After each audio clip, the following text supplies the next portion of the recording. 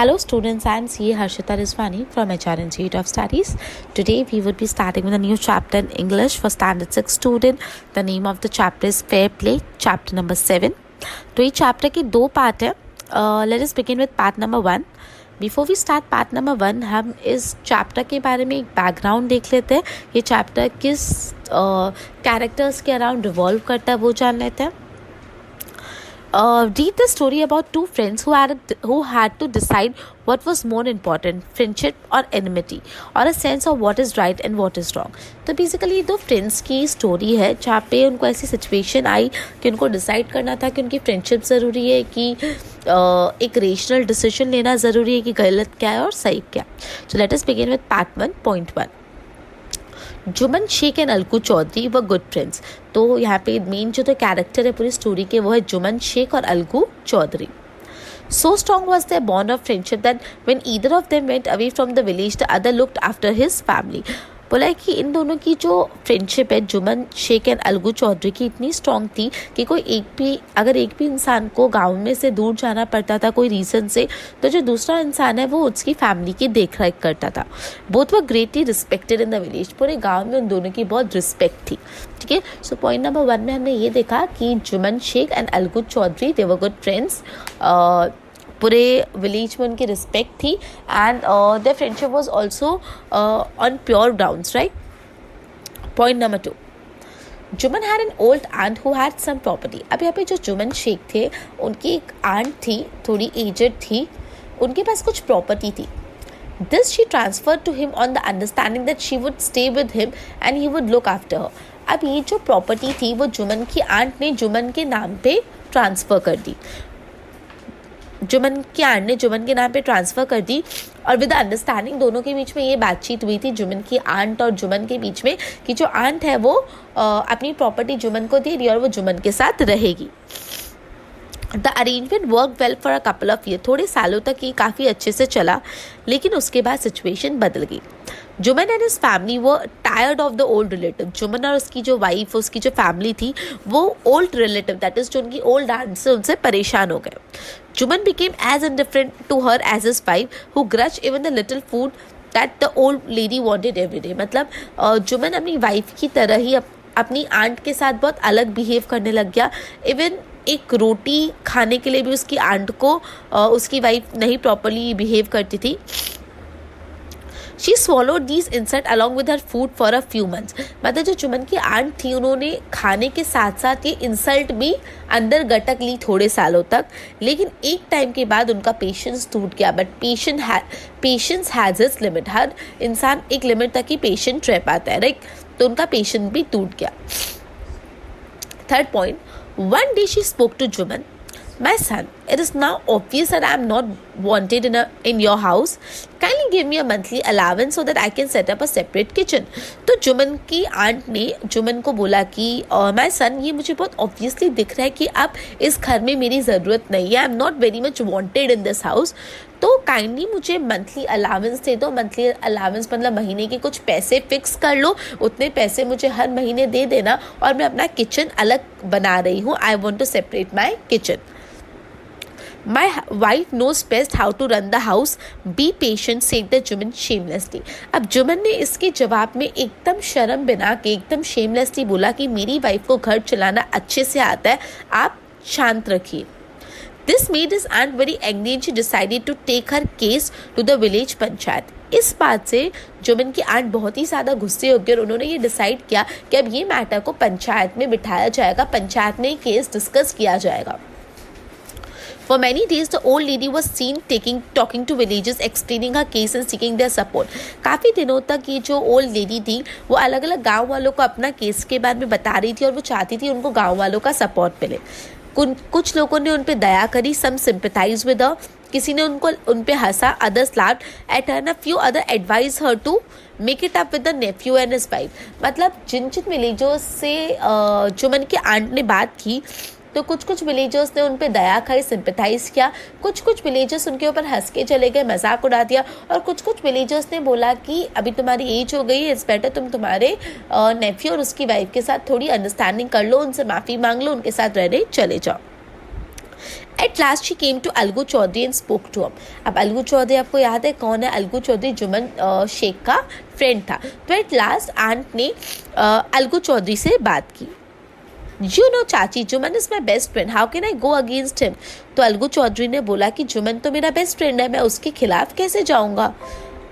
Algu said, but it is right my son, it is right my son to keep mum and not say what you consider just and fair। तो अलगू के जुम्मन की aunt ने बोला ठीक है, तुम अपने फ्रेंड के अगेंस्ट जाओगे वो गलत है, लेकिन क्या ये सही है कि तुम चुप रहो और क्या सही है और क्या गलत उसके बारे में बोलो ही नहीं? Pleaded the old lady. Come to the panchayat and speak the truth. Old lady ने बोला पंचायत में और जो भी सच्चाई है वो सबको बताओ। She said, Algu didn't replied but her words keep ringing in her years. Algu ने आंटी को जवाब नहीं दिया, उस ओल्ड आंट को जवाब नहीं दिया, लेकिन जो ओल्ड आंट के वर्ड्स थे कॉन्स्टेंटली अलगू के कानों में बज रहे थे, सुनाई दे रहे थे। Okay, part 2। The panchayat was held in under the same banyan tree. Jumman stood up and said, अब वही जो पुराना बनियन ट्री था उसके यहाँ पे उसके नीचे पंचायत रखी गई। जुम्मन ने बोला, the voice of panch is voice of God. जो पंच है, पंच मतलब आपको पता है जो 5 लोगों की कमेटी होती है जिससे पंचायत बनती है, जो मेन रिस्पेक्टेड लीडर्स होते हैं जो डिसीजंस लेते हैं। तो जुम्मन ने बोला जो पंच की आवाज़ होगी वो भगवान की आवाज़ है। Let my aunt nominate the head panch, I will abide by her decision. तो उन्होंने बोला कि मैं मेरी आंट को अपॉर्चुनिटी देता हूँ कि वो जिनको चाहे उनको हेड पंच नॉमिनेट कर सकती है और मैं उनके डिसीजन को 100% फॉलो करूँगा। The panch knows neither friend nor enemy, what do you say to Algu Chaudhary? The old lady announce. तो ओल्ड लेडी ने बोला कि हाँ, जो पंच होते हैं वो सिर्फ और सिर्फ न्याय करते हैं, वो दोस्त कौन है दुश्मन कौन है उन दोनों में कभी भी फ़र्क नहीं रखते, वो हमेशा न्याय करते हैं। आंट ने अलगू चौधरी को बोला। Fine, replied Jumman, hiding his joy over his unexpected piece of luck. तो जुम्मन ने तो फाइन बोला, लेकिन अंदर से तो उसको इतनी खुशी हो रही थी कि उसके आंट ने अलगू चौधरी को पंच की तरह नॉमिनेट किया। जो उसका फ्रेंड है, उसका फ्रेंड तो ऑब्वियसली उसको ही सपोर्ट करेगा, तो टेंशन की कोई बात ही नहीं है। Chachi, you are aware of my friendship with Jumman. Algu ने बोला कि आप जानते हो कि मैं जुम्मन का बहुत अच्छा फ्रेंड हूँ, तो भी आप मुझे क्यों पंच बना रहे हो? I know that, replied Ait, but I also know you that you will not kill your conscience for the sake of friendship। तो उसके आंट ने बोला मुझे पता है तुम उसके फ्रेंड हो, लेकिन मुझे ये भी पता है कि तुम अपना ज़मीर, अपना कंसाइंस, अपनी मन की जो आवाज़ है वो नहीं मार दोगे एक फ्रेंडशिप के चक्कर में। God lives in the heart of Punch and his voice is the voice of God। And the old lady explained her case। Lady ने बोला कि जो पंच होते हैं उनके दिल में भगवान बसते हैं और जो पंच की आवाज़ है वो भगवान की आवाज़ है। जो पंच होते हैं उनके दिल में भगवान बसते हैं और जो पंच ने बोला वो भगवान की आवाज़ है। ठीक है। Jumman said Algu, you and I are old friends. Your aunt is as dear to me as you. Now I am Punch. You and your aunt are equal before me. What have you to say in your defense? तो ये पहले old lady ने पूरा case Jumman को सुनाया, पंचायत को सुनाया, और फिर उसके बाद अलगू ने बोला कि जुम्मन, तू और मैं बहुत पुराने फ्रेंड्स हैं, तुम्हारी आंट भी मुझसे बहुत क्लोज है, लेकिन अब मैं पंच हूँ, तुम या तुम्हारी आंट दोनों मेरे लिए एक समान हो। मेरे लिए तुम फ्रेंड और वो आंट ऐसा नहीं, दोनों मेरे लिए इक्वल लेवल पे आ गए हो। क्या तुमको तुम्हारे डिफेंस में मतलब तुमको अपने साइड से कुछ बोलना है अपने केस में? तो जुम्मन ने बोला 3 years ago my aunt transferred her property to me. I promised to support her as long as she lived। तो जुम्मन ने बोला आज से 3 साल पहले की बात है कि मेरी आंट ने सारी प्रॉपर्टी मुझे ट्रांसफ़र कर दी और मैंने उनसे प्रॉमिस किया था कि मैं उनको सपोर्ट करूँगा जब तक वो है। I had done all I could. There have been a couple of quarrels between my wife and her, but I can't stop it। तो उन्होंने बोला वैसे जितना हो रहा है मैं अपनी आंट को रख रहा हूँ, लेकिन हाँ थोड़े टाइम मेरी वाइफ और मेरी आंट के बीच में लड़ाइयाँ होती है, but I can't stop it. मैं उसके लिए क्या करूँ? Now my aunt is claiming a monthly allowance for me, this is not possible, that's all I have to say. और बोला कि अब मेरी आंट चाहती है मैं उनको हर महीने का खर्चा दे दूँ, जो मेरे लिए पॉसिबल नहीं है। मुझे बस इतना ही बोलना था। Jumman was cross-examined by Algu and other.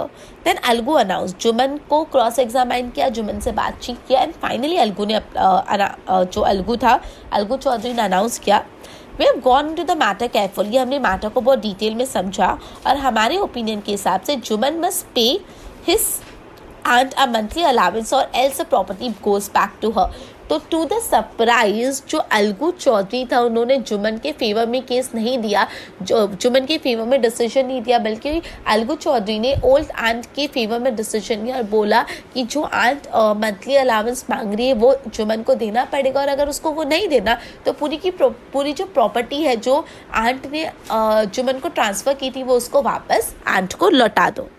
Now the two friends were seldom seen together. Obviously ये चीज़ हुई तो उन दोनों की फ्रेंडशिप टूट गई और उन लोगों को बहुत कम साथ में देखा जाता था। The bond of friendship between them was broken. ये दोस्ती टूट गई, दोस्ती टूटी उसके साथ दुश्मनी ने जन्म लिया। In fact, Juman was Algu's enemy and wanted his revenge. अब जुमन को बहुत ही ज़्यादा गुस्सा आया। जुमन जो था अलगू का दुश्मन बन गया और उसको कैसे भी करके अलगू से बदला लेना था। Part number 3. Days passed and ill luck would have it. Algu Chaudhary found himself in a tight spot. अब धीरे धीरे दिन गुजरते गए, अब नसीब की बात है अलगू चौधरी बहुत टाइट स्पॉट में आ गए। टाइट स्पॉट मतलब डिफिकल्ट सिचुएशन। अलगू चौधरी की लाइफ में बहुत डिफिकल्ट सिचुएशन आ गई। अब क्या आया, one of his fine pair of bullock died and he sold the other to the Samjhu Sahu a cart driver of the village. मतलब बेसिकली उनके पास एक पेयर ऑफ बुलक था, मतलब 2 बुलक्स थी, उसमें से एक बुलक की डेथ हो गई और जो दूसरी बुलक थी वो उन्होंने समझू साहू को बेच दी। वो समझू साहू कौन था, a cart driver of the village. अब इन दोनों के बीच में अंडरस्टैंडिंग हुई थी। The understanding was that Sahu would pay the price of bullock in a month's time, कि 1 महीने के अंदर अंदर साहू वो बुलक का भाव पैसा दे देगा। It so happen that the bullock died with in a month, लेकिन अफसोस 1 महीना पूरे होने से पहले वो बुलक की डेथ हो गई। Several months after the bullock death, Algu reminded Sahu of the money he hadn't paid. जब उसकी बुलक की डेथ होगी तो अलगू ने साहू को बोला कि आपने मुझे अभी तक पैसे नहीं दिए। तो साहू को बहुत गुस्सा आ गया, तो उन्होंने बोला I can pay you Penney for a wretched beast you sold to me. तो बोला मैं तुमको एक पेनी भी नहीं दूंगा इतनी खराब सी जो तुमने मुझे bullock the. He brought us nothing but ruin. I have a bullock. तो बोला कि इस बुलक से हमको कुछ नहीं मिला, सिर्फ हमारी बर्बादी हुई है, हम रुइन हो गए पूरे। I have a bullock, use it for a month and then return it to me, no money for the dead bullock. तो उसने बोला एक काम करो, मेरी जो बुलक है वो 1 महीने तुम यूज़ कर दो अलगू, और पैसे तो मैं तुमको देने नहीं वाला, ऐसी मरी हुई बुलक के लिए कौन पैसा देगा, ऐसा उसने गुस्से में बोला। अलगू ने डिसाइड किया कि मैटर को पंचायत में ले जाया जाए। For the second time in a few month preparation for holding panchayat was started. Both the parties started meeting people seeking their support. जो दोनों पार्टी थी अलगू और जो साहू, वो अलग अलग लोगों से मिलने लगे, बात करने लगे, उनका सपोर्ट लेने लगे। The panchayat was held under the same old banyan tree. उसी पुराने banyan tree के यहाँ पे पंचायत हुई। Algu stood up and said, "The voice of Punch is the voice of God. Let Sahu nominate the head of Punch. I will abide by the decision." Same जैसा जुमन ने बोला था, सेम अलगू ने बोला। जुमन ने क्या बोला था, जो पंच की आवाज़ है वही भगवान की आवाज़ है और मैं मेरी आंट को ये अथॉरिटी देता हूँ कि वो अपना हेड पंच चूज़ करे और मैं उसका डिसीजन फॉलो करूँगा। सेम अलगू ने भी यही बोला, जो पंच की वॉइस है वो गॉड की वॉइस है और साहू ही नॉमिनेट करे हेड पंच और मैं उसके डिसीजन को मानूंगा। Sahu saw his chance and proposed the name of Juman. अब साहू को पता था कि जुमन और अलगू के बीच में लास्ट पंचायत में क्या हुआ था, तो साहू ने इस चीज़ का फ़ायदा उठाया और जुमन को ही नॉमिनेट किया। Algu heart sank and he turn pale. जैसे अलगू ने देखा कि जुमन हेड पंच है तो अलगू का हार्ट एकदम डूबने लगा और उसको एकदम ख़राब फीलिंग आने लगी। But what could he do, लेकिन अब तो वो कुछ कर सकता है नहीं। The moment Juman became head punch, he realized his responsibility as judge and the dignity of his office. जैसे ही जुमन हेड पंच बना तो उसको अपनी जवाबदारी का रियलाइजेशन हुआ कि अब वो जज है, उसको दोनों पार्टी को सुन के एक फेयर डिसीजन लेना है, उस पर बहुत भारी रिस्पॉन्सिबिलिटी है और उसका जो डिग्निटी है, जो उस पोजीशन की रिस्पेक्ट है, वो मेंटेन रहनी चाहिए। Could he, seated in that high place, have his revenge now? He thought and thought. उसने सोचा अब इतनी बड़ी पोजीशन पे तो अब मैं अलगू से अपना बदला लूँ। उसने बहुत सोचा। No, he must not allow his personal feeling to come in the way of speaking the truth and doing justice. इतने सालों से जुमन सोच रहा था कि मुझे एक बार मौका मिला और मैं अलगू से बदला लूँ, लेकिन जब वो मौका मिला तब अलगू ने बोला कि मेरी जो पर्सनल दुश्मनी है वो पर्सनल दुश्मनी में सच्चाई को छुपाने के लिए नहीं यूज़ करूँगा, मैं in the speaking the truth और जस्टिस करने में मैं मेरा पर्सनल फीलिंग नहीं लाऊंगा। Both Algu and Sahu stated their cases. Algu और साहू ने दोनों अपने साइड से केस को प्रेजेंट किया। They were cross-examined and the case was considered deeply. Then Juman stood and announced. Juman ने decision लिया. It is our opinion that Sahu could pay Algu the price of bullock. तो उन्होंने बोला कि साहू अलगू को bullock का price देगा। When the Sahu bought the bullock, जब साहू ने बुलक को खरीदा तो it suffered from no disability or disease। मतलब जब साहू ने अलगू से बुलक खरीदी तब वो एकदम फिट एंड फाइन थी, और उसके बाद अगर उसकी डेथ हो गई तो वो अलगू की रिस्पॉन्सिबिलिटी नहीं है। The death of bullock was unfortunately बदनसीबी थी कि बुलक की डेथ हो गई, बट अलगू को इस चीज़ के लिए ब्लेम नहीं किया जा सकता। Algu could not contain his feeling, he stood over and said loudly. Algu को इतनी खुशी हुई कि वो कंट्रोल नहीं कर पा, वो खड़ा होकर बोला विक्ट्री टू द पंचायत, मतलब पंचायत की जय हो। दिस इज जस्टिस, ये न्याय हुआ है। God lives in the voice of panch, और ये सच्चाई है कि पंच की आवाज़ में भगवान बसते। ठीक है, तो जो जुमन था उन्होंने अपनी पर्सनल दुश्मनी को इसके बीच में नहीं आने दिया, और उन्होंने किसके फेवर में डिसीजन लिया, अलगू के फेवर में डिसीजन लिया। Soon after Juman came to Algu, embarrassed him and saying, Juman और अलगू मिले एक दूसरे से एम्बेरस किया और बोला, since the last panchayat I had became your enemy. Juman ने बोला लास्ट पंचायत जब थी, जब तुमने मेरे खिलाफ डिसीजन सुनाया, तब से मैं तुम्हारा दुश्मन बन गया हूँ। लेकिन today I realize it what is this meant to be panch. लेकिन आज मुझे रियलाइज हुआ एक पंच की पोजीशन में आके कैसा लगता है। A panch has no friends nor enemy. जो पंच होता है ना उसका कोई दोस्त होता है और ना कोई दुश्मन। उसको सिर्फ और सिर्फ एक ही चीज़ पता है, जो है न्याय, जो है justice. Let no one deviate from the path of justice and truth for friendship और एनिमिटी। भगवान करे कोई भी जस्टिस के पाथ से नहीं भटके। Algu embraced his friend and wept। Algu ने अपने फ्रेंड को हक किया और वो दोनों रोने लगे। And his tears washed away all the dirt of misunderstanding between them। और उन दोनों के बीच में जो मिसअंडरस्टैंडिंग की धूल जम गई थी, वो आंसुओं से वो धूल पूरी की पूरी साफ हो गई और दोनों के बीच की मिसअंडरस्टैंडिंग क्लियर होगी, और उन्होंने रियलाइज किया कि फेयर प्ले किसको बोलते हैं। Okay, so this poem is written by Premchand. Okay, this chapter is written by Premchand. तो ये जो चैप्टर था fair play, it was all about Juman and Algu, उनकी फ्रेंडशिप। जब वो लोग इंडिविजुअली पंच बने तब उनको रियलाइज